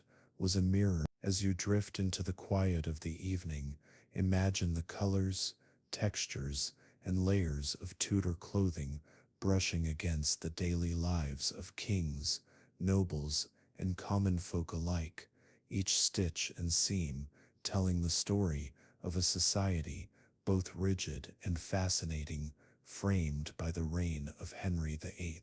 Life in Tudor England was full of work and responsibilities, especially for the common people. Yet even amid long hours in the fields, workshops, or kitchens, people sought ways to relax, celebrate, and find joy. Entertainment and leisure were essential parts of life, offering moments of escape from the daily grind and an opportunity to gather with friends, family, and community. The forms of amusement, however, varied greatly depending on social status, wealth, and location. For peasants and townsfolk, festivals, fairs, and church celebrations were major highlights. These events provided a rare chance to enjoy music, dancing, games, and feasting. Seasonal festivals marked important moments such as harvests, religious holidays, and saints' days. People would play simple games such as skittles, hoop rolling, and tug of war, while children ran through streets with wooden toys or marbles. Storytelling and singing were common, as bards and local performers brought tales of heroes, legends, and humor to gatherings, keeping traditions alive through generations. Markets and fairs also served as entertainment hubs, where merchants displayed exotic goods, performers juggled or tamed animals, and musicians played lively tunes. The wealthier classes had access to more elaborate pastimes. Nobles and courtiers enjoyed hunting, hawking, and archery, both as sport and as demonstrations of skill and status. Music, theater, and dancing were central to noble life. Many noble households had their own musicians and minstrels, performing at dinners, balls, and private celebrations. Masks, elaborate theatrical performances combining music, dancing, and costume, were a particularly fashionable form of entertainment at court, offering visual spectacle and cultural prestige. Nobles also enjoyed card games, chess, and other tabletop games, which provided both leisure and mental exercise. Public theaters were rising in popularity during Henry VIII's reign, setting the stage for England's later golden age of drama. Traveling performers brought plays to towns and villages, often performed in inns, courtyards, or temporary stages. These performances could be comedic, tragic, or moral, reflecting the values, fears, and humor of the time. Audiences were diverse, with peasants, merchants, and even nobles attending the same shows, creating rare opportunities for social mixing and shared experience. Music, too, was everywhere. Lutes, harpsichords, and drums accompanied dancing, festivals, and private gatherings, while folk songs preserved stories of everyday life, love, and adventure. Religious life also shaped leisure, as church festivals and holy days offered structured breaks from labor. Pilgrimages to local shrines or famous religious sites allowed for travel, socializing, and spiritual reflection. Even prayer and attending Mass could provide comfort and a sense of community. Gardens, orchards, and estates provided quiet spaces for contemplation and walking, offering relief from the crowded streets of towns and villages. For King Henry VIII and the court, leisure was intertwined with power. Banquets, tournaments, and grand celebrations demonstrated wealth, authority, and sophistication. Music, dancing, and theatrical performances were not only entertainment but also political tools, impressing foreign dignitaries and reinforcing the king's image. Henry himself was known to enjoy jousts, hunting, and music, participating actively in courtly leisure, which reflected both his personality and his status. Leisure in Tudor England, whether simple or extravagant, reveals a society that valued community, celebration, and skill. Even the hardest lives found moments of joy, laughter, and beauty, showing that entertainment was not a luxury, but a vital thread in the fabric of daily existence. As you close your eyes tonight, imagine the sounds of drums, lutes, and laughter filling a bustling market, the quiet steps of a noble strolling through a garden, or the excitement of a colorful festival sweeping through a village, each moment a window into the rich tapestry of Tudor life under King Henry VIII. Food in Tudor England was more than mere sustenance.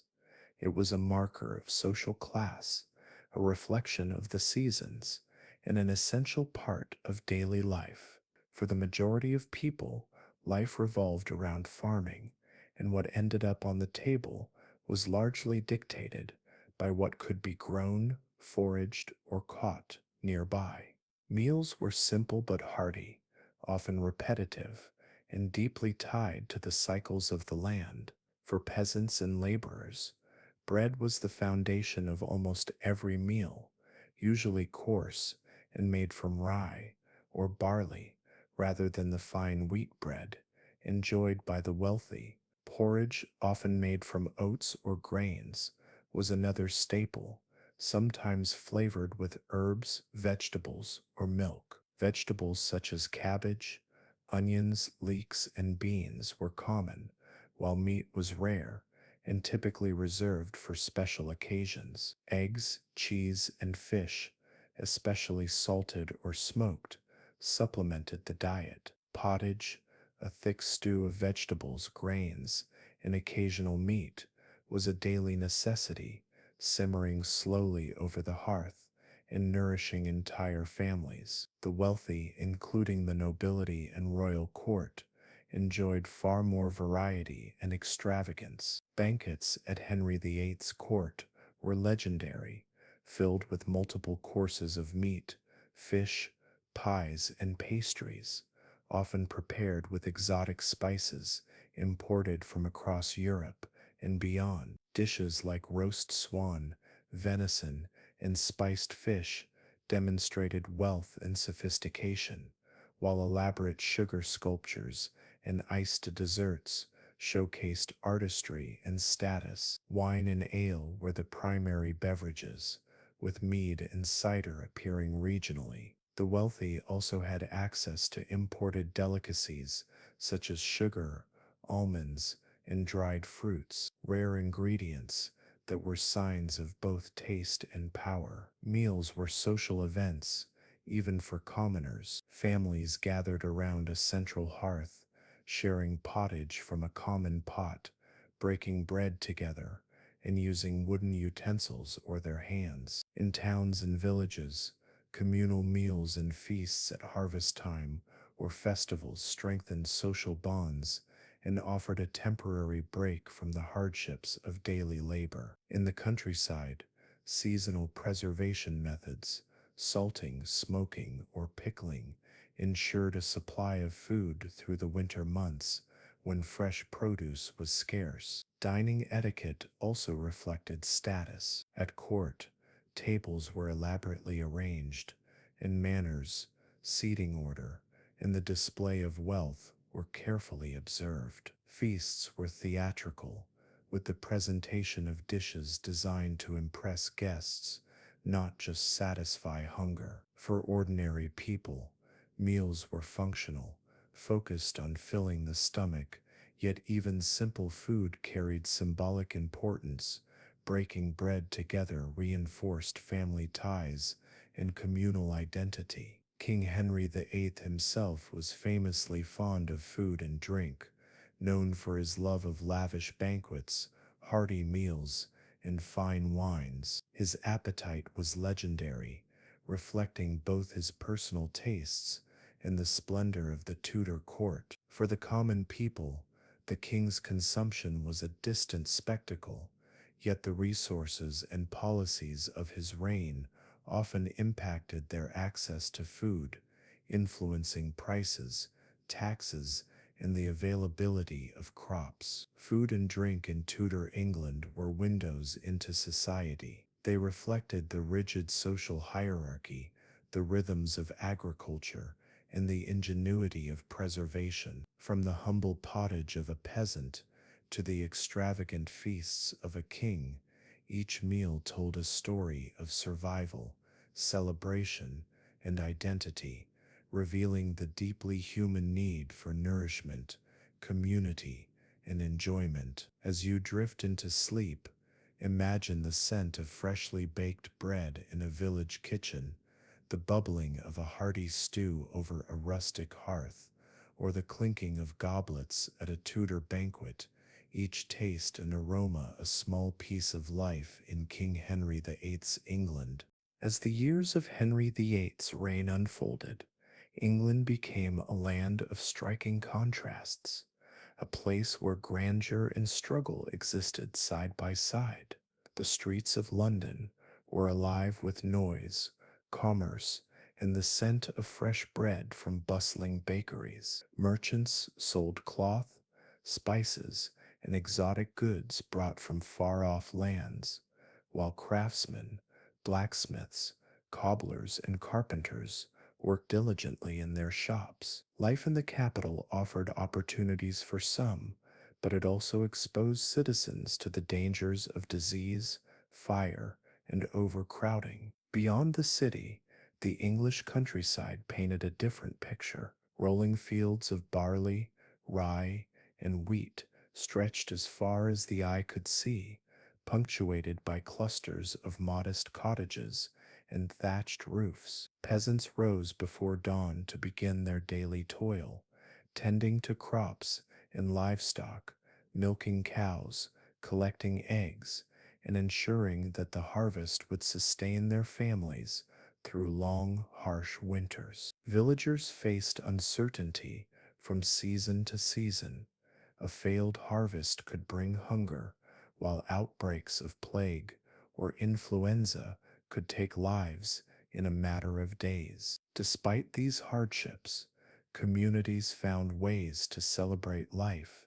Village fairs, church festivals, and simple gatherings provided warmth, laughter, and connection. At the same time, the world of the king was a dazzling, almost otherworldly contrast. Henry VIII's court was a center of wealth, music, art, and ceremony. The king himself, with his commanding presence, set the tone for the nation. His passions, hunting, jousting, dancing, and fine clothing, captured the attention of courtiers and foreign ambassadors alike. Yet behind the pomp and spectacle lay decisions that shaped the very fabric of England. Henry's break from the Catholic Church and the establishment of the Church of England sent ripples through every household, altering religious practice and everyday life for all subjects. Laws,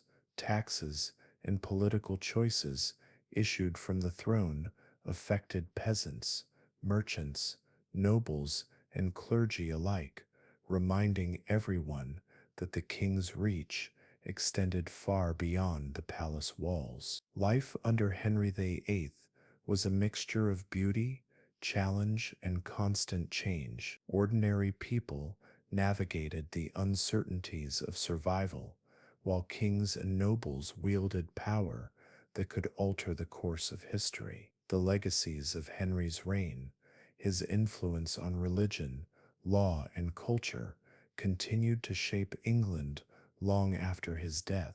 Yet the stories of the common folk, often quiet and overlooked, reveal the resilience, hope, and humanity that persisted amid the grandeur and turmoil of the Tudor era. Their daily lives, rich in labor, faith, and community, offer a glimpse into a world that was both distant and deeply human, where each sunrise brought work, each harvest promised sustenance, and each season held the rhythms of life itself. Thank you for joining us on this journey through the reign of King Henry VIII and the lives of those who lived under his rule. From the bustling streets of London to the quiet fields of the countryside, we've explored the joys, struggles, and resilience of ordinary people, alongside the splendor and influence of the king himself. As you drift off to sleep, imagine the sounds of the past,